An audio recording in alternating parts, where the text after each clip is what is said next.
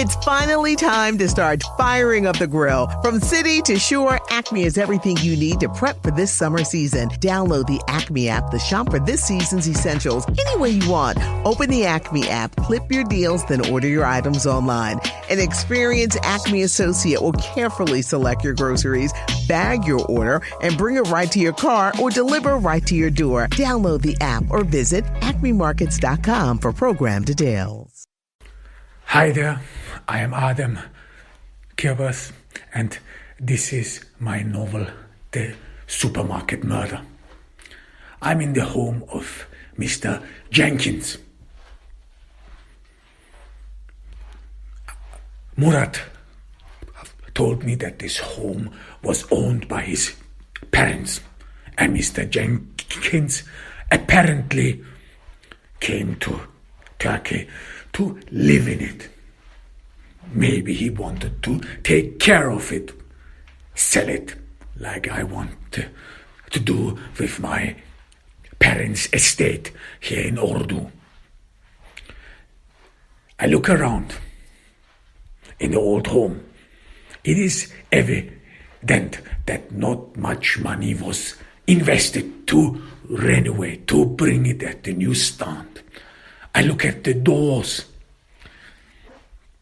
I look at the frames. I look at the painting. The house hasn't been maintained for a while. The color has worn off. Doors don't seem to close very properly. So what did Mr. Jenkins do here after all? Just live? Just pass by? It is not quite clear. I walk through the home and I see that the home was stripped naked. Nothing is in the home at all. No, only one or two chairs. On the floor there are scratch marks. People assumably have removed some furniture. There are some areas, places where the floor doesn't seem to have marks of sunshine, of cold. This happens when the floor is of wood, and if furniture or a carpet is on it or has been laid on it, that underneath or around the sides the floor takes up different shapes because the sun, the air, or the weather in general has an effect on furniture, no matter whether you consider it as a dead material after you cut off the tree. It still continues to work. And this happened with the floor. The floor has taken up different hues of, you can say, living. This is what happens with a home you live in. The doors, everything that is wood, some sort of, in a way or another, works in that sense. In summer heat, the heat dries the wood, forms it, and in winter, especially when you heat up the home, there is moisture which in a way or another gets stuck in the furniture or is being absorbed in the furniture, and this changing of dry effect or heat and moisture leads to the fact that wood works. This means that doors, especially if they are of massive wood, doors change their shape. They do not seem to close properly anymore. Cupboards, if they are of massive wood, they lose their shape. The original face worse of the sun and so on. These X-rays have an effect on it at all. So I pretty much assume this happened with the floor. Given the state of the home, assumably the furnitures were not really new, and yet they were taken away. This is indeed highly unusual. This is not very common in Turkey that people take away every stuff. Then I walk through the home again. I walk into the kitchen, and again there is only one cupboard left. It is an old cupboard, and I'm some sort of curious why this cupboard was left behind, because all the dishes, spoons, glasses, everything is missing. They did not even leave the desk. They did not even leave carpets, nothing but the cupboards they left behind. And I want to know why. So I scrutinize the cupboard. I pay close attention. And I then became aware that the cupboard is screwed on the wall. So you could not just take it and carry it away.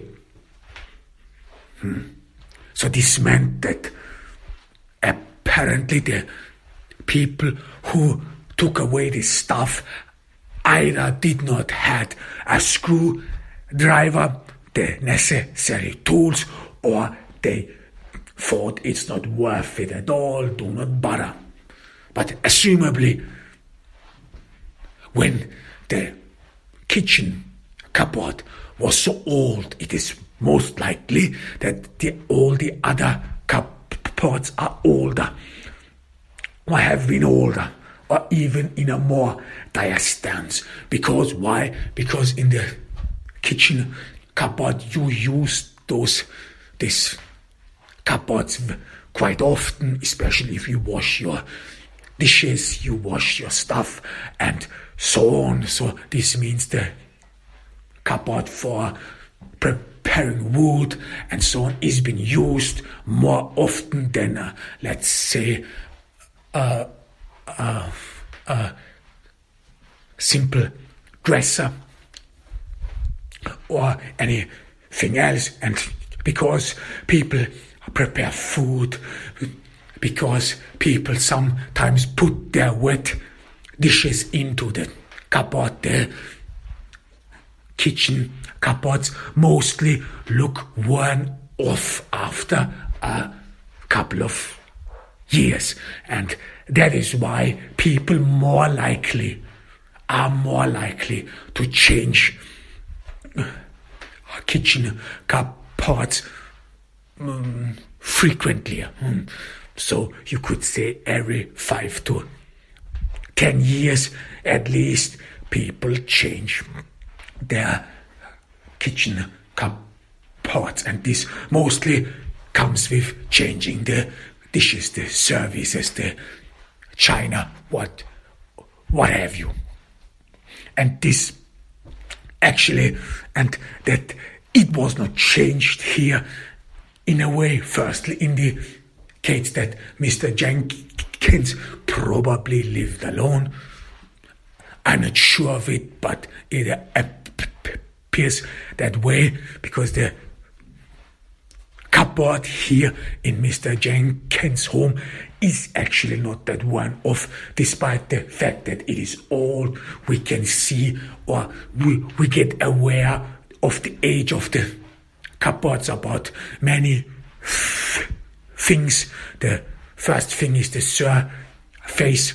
Back in the day, people did not know or used a different kind of covering the surfaces of furniture. This was rather a paste, so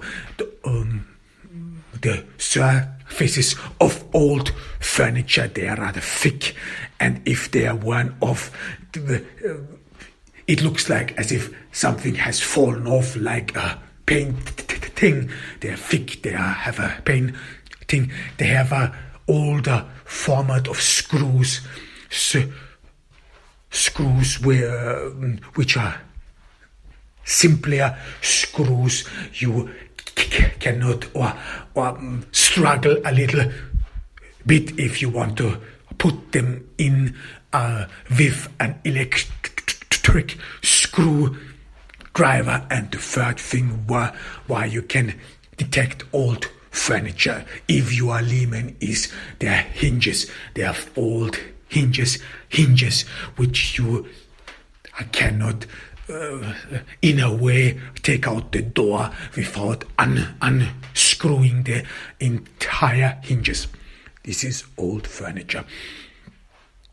So given, and it is most likely that this furniture is probably a leftover of Mr. Jenkins' parents, or assumably. So I leave the kitchen. I go into the bedroom. And again, the bedroom is empty. There is not even a bed, not even a mattress, nothing. It was apparently carried out. I see on the floor shoe prints. They moved in. I can detect at least 4 to 5 different shoe prints. Assumably, these were the ones who carried the bed and everything away. There is no clothes left. There is no boards left. Nothing. The home was stripped naked. Again, I mean, who is in dire need of old furniture? I become curious. Who would do that? It just does not make sense, because again, you would have to think about the effort you would have to put into it. You have to, assumably, the bed was not very comfy, or was pretty much big. This meant that you have to unscrew it, have to take out the pieces, have to part it, separate the parts in order to be able to carry it outside. This is a lot of effort. This takes time. You cannot do this all by yourself. You need other people who have to help you in order to get all this furniture out. So this, assumably, in order to strip naked this entire home, 3 or 4 people probably worked arduously one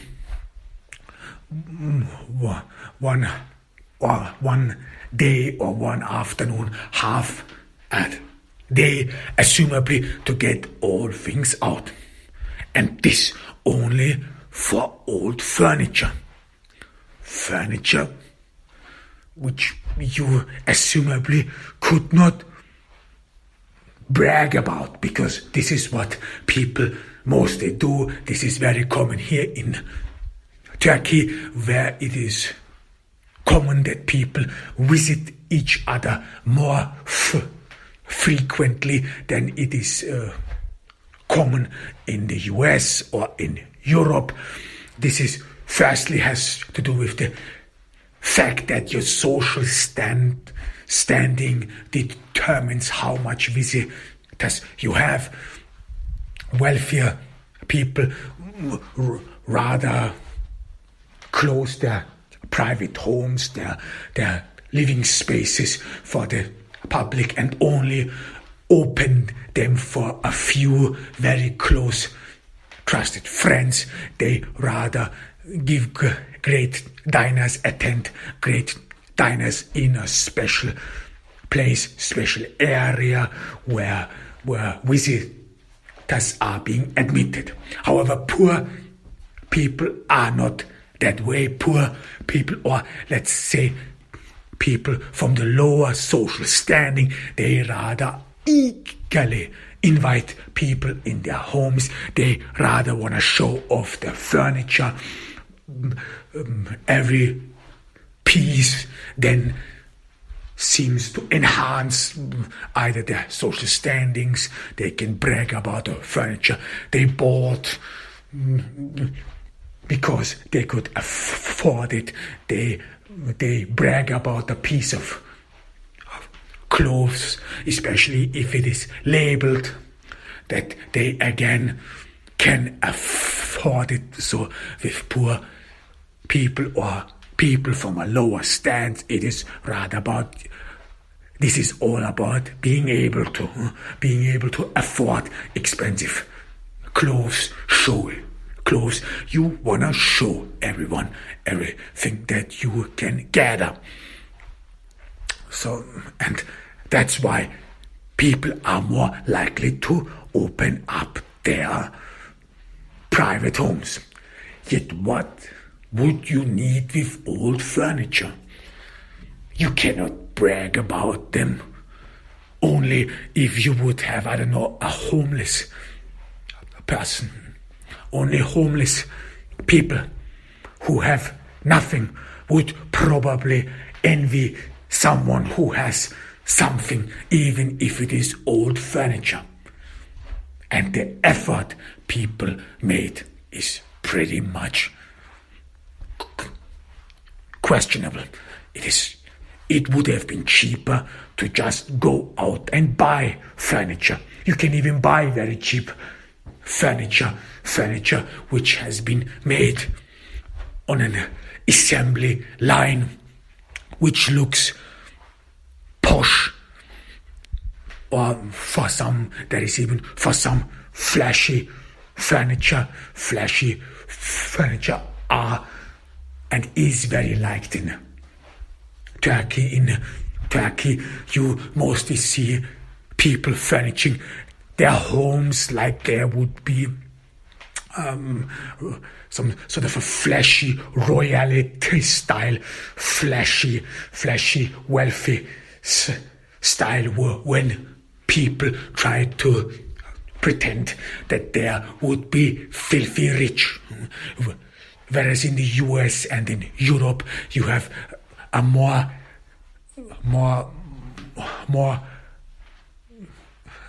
decent, a more secretive furniture style, where people do not want to show off. The furniture looks rather bare, looks rather that it would probably or foremost be of use. So the use of the furniture seems to be in the forefront.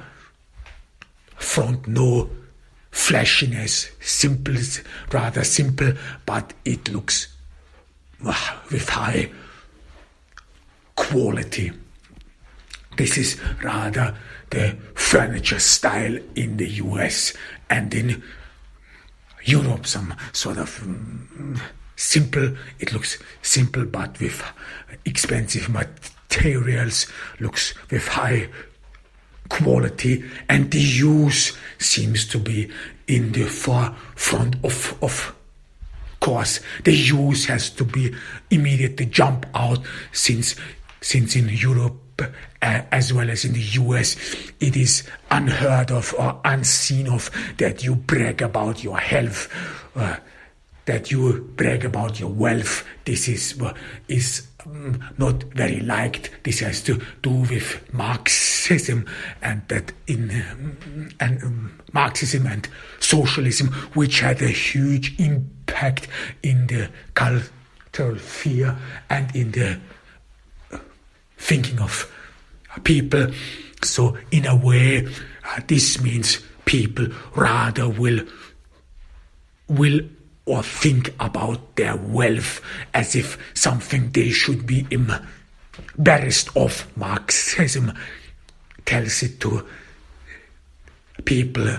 There is a lot of talk of exploitation. There is a lot of talk about injustice in the society, unjust distribution. And this is the reason why in the West, in Europe and the US, people are rather cautious with their furniture. They rather do not want to show their wealth. You want to rather appear as if someone, or as if you would be someone who puts the use of furniture first, and then and foremost, what is furniture used for? To put your dishes inside. You would not do something which is very common here in Turkey, that you would have some sort of furniture vitrine where you would expose and showcase expensive china. This is only common in Turkey. However, here in Mr. Jenkins' home, nothing was left. I look at the windows and I see that they are old-fashioned windows. I see that they are not quite or properly insulated. So this is the reason why it is cold here. You can pretty much feel that it is cold. There probably was a furnace. I see that there was a furnace here. It was taken away as well. However, I assume that the person who lived here, either if it was Mr. Jenkins or someone else, had to use a lot of material or in order to keep the rooms heated, because they are badly isolated. I walk out to the balcony. Turkish homes have a lot of or it is most common that Turkish homes have a balcony. This is a Mediterranean issue. This is something you would not really see in the US, because in the US crime rates are very high, and a balcony is an open invitation for any burglar. It makes things easier if you live in a storehouse, if you live in an apartment homes, and there are a lot of balconies. However, and I walk out at the balcony. The view is medium. I see all around the homes. This would mean that if something would happen or had happened here in Mr. Jenkins' home, people around saw it. This is undeniable. I even see some people trying to hide it, trying to conceal it, that they are watching me behind curtains on the balcony. They seemed to be not caring. They seemed to be that they would not care at all, but they are watching me. And then I look down. Because Mr. Jenkins' home is on the third floor, and I see a makeshift ladder hanging from the balcony. It has been put there to be able to climb through the balcony of the lower floor up in Mr. Jenkins' apartment. A makeshift ladder which you can hang on to the balcony rust and just climb the ladder up through the balcony. So people apparently came outside as well. So not only through the door, they came as well as through the balcony of the apartment down below. Now I wonder, these people, and they are, I am sure of it, had only one intention, and this was to rob Mr. Jenkins of all his possessions. Why did they not go through the door? Because I look at the door. The lock does not seem to be hampered with. Everything seems normal.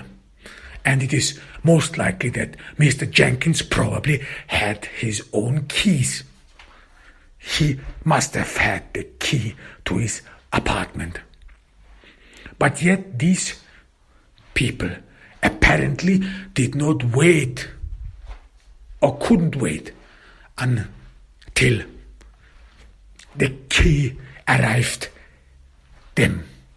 They could not wait. I don't know how much it took them to retrieve the key, or some of them to retrieve the key and rush to Mr. Jenkins' home.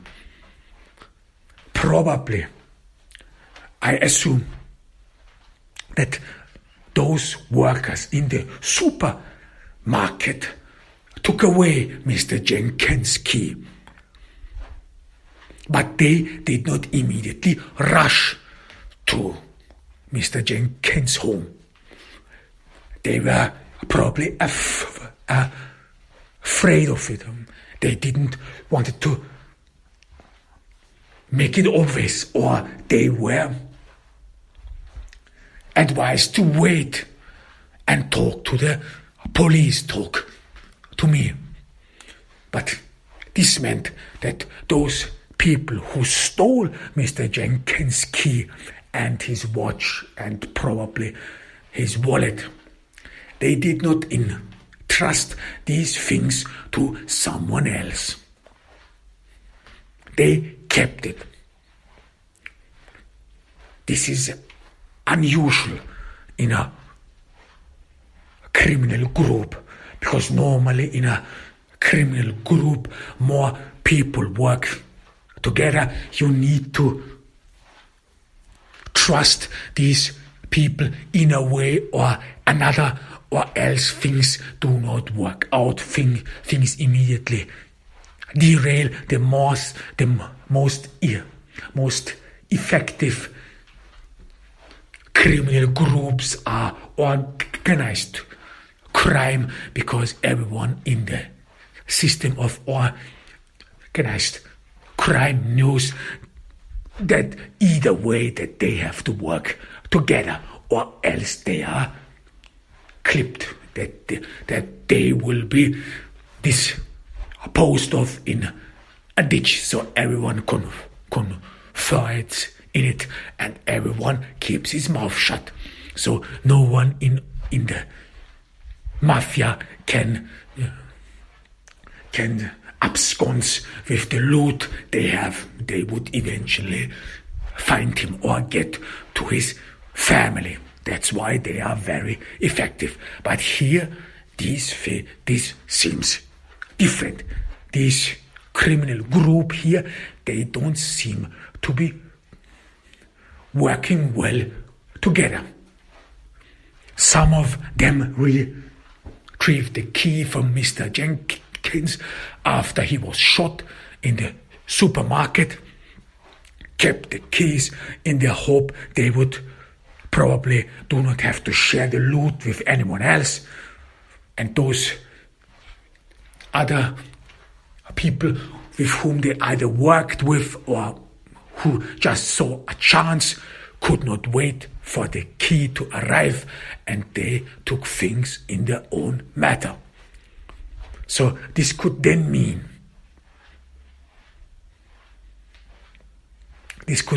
then mean that those people who came through the apartment down below, through the makeshift ladder into Mr. Jenkins' home, apartment, that they took away only stuff they could carry with their hands through the balcony.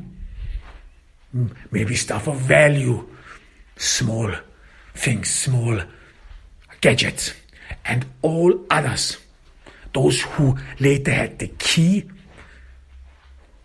took away and carried away the furniture. But why? Because when there are two separate teams or a group which was not working together properly, and the ones who had the keys then appeared on the scene in Mr. Jenkins' apartment after all valuable objects were probably already carried away through the balcony. What use did it have to carry away the furniture as well? Because there wouldn't be anything worth it anymore. Probably if Mr. Jenkins had some porcelain or china leftovers from his parents, those who came through the balcony could have easily carried it away. So there was not much left behind anyways. But here, so why did they bother carrying furniture away? And I'm pondering, and while I'm pondering, a woman appears. I look at her. She has a close resemblance to Melis, the shop assistant I met at the supermarket, whose ID I still have on me, who was a member of the Leheb family, and she has a close resemblance to her. I'm pretty much sure that she is probably a part of this Leheb family as well. And I look at her, wait what she wants to tell me. She does not introduce herself. She looks worried. I look at her clothes in order to determine her social standing. Clothes tell a lot about people, especially if they fit or misfit. There you can determine whether someone borrowed expensive clothes from someone else in order to pretend that he or she is wealthy, in order to lull people in the belief that they would not need to steal something, or because they would have money enough. This is a common theme among crooked people, that they always want to appear expensive. Shoplifters, they mostly appear in flashy clothes, and they always look at expensive clothes. They look at nothing else but expensive clothes, and supermarket detectives can immediately sieve out those shoplifters, or probably shoplifters, because they appear suspicious because of their attire, because of their flashy attire, and that they still are greedy. And this is what you can see in your daily life as well. People mostly try to appear wealthy. They run around with bags of boutiques. Everyone can run around with a Versace shopping bag or with a Dolce Gabbana shopping bag. This is very common among poor people, that they walk through the city, walk through the downtown, have one smartphone or one expensive iPhone they show to everyone while they are walking past them, to show everyone that they would have money, or they have expensive watches, expensive clothes where you can see the label, so that then they can show it to everyone, so that they can feel good about themselves. And you can easily detect these people. So I wait for the woman to talk. Her clothes fit well. I see her shoes are not too big and are not too small, so that she doesn't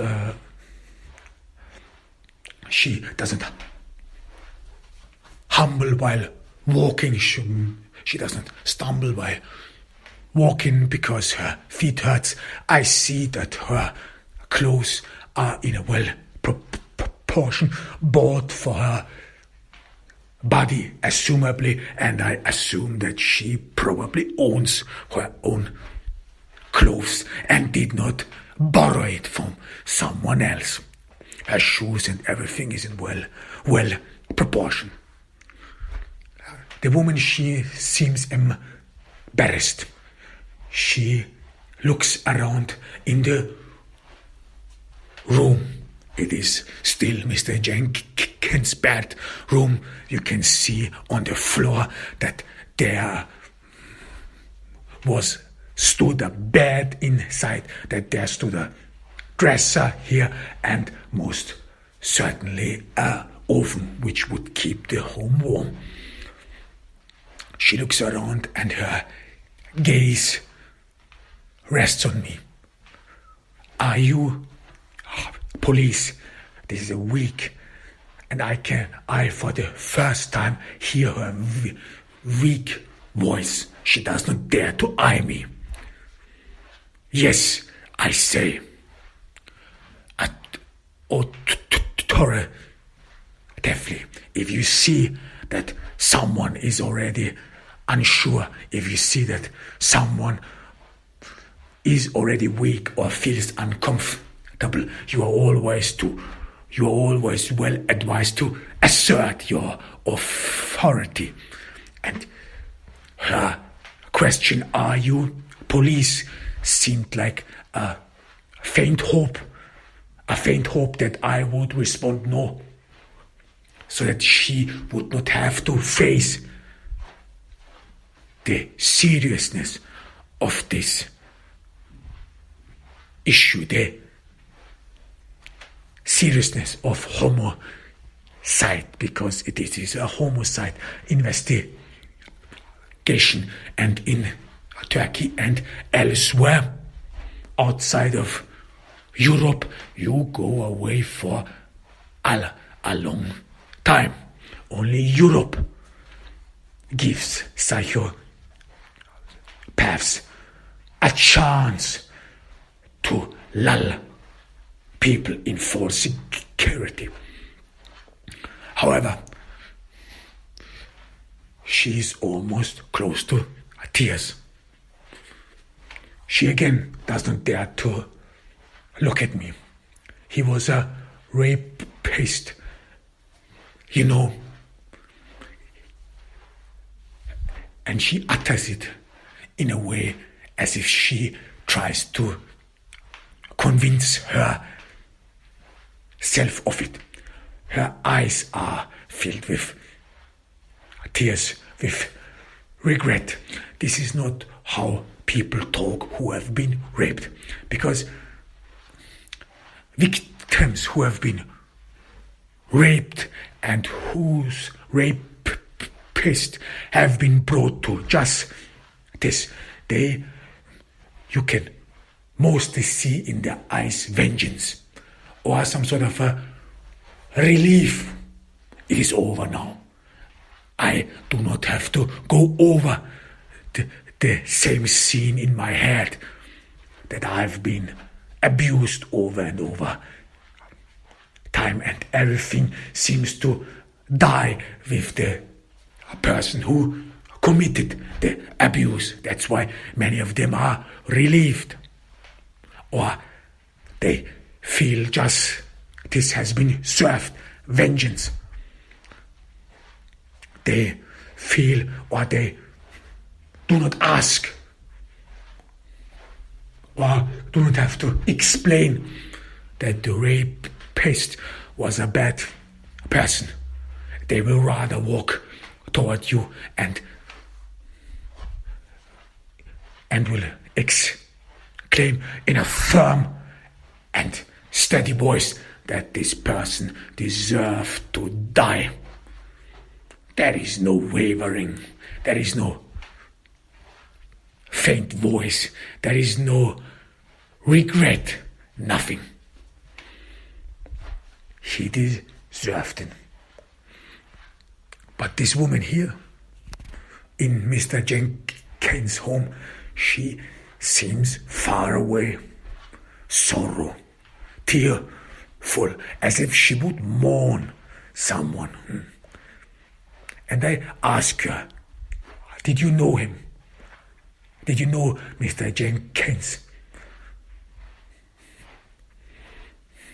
She's shocked by this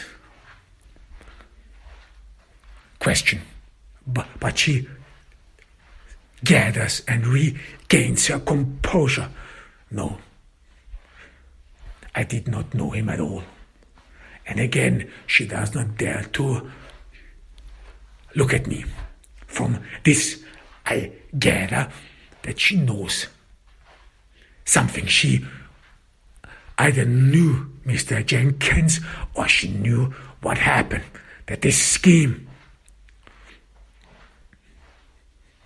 that she knows about what happened, what probably her relatives did, because it is very common knowledge that some of the Leheb family here in Urdu, that they are criminals, that they rob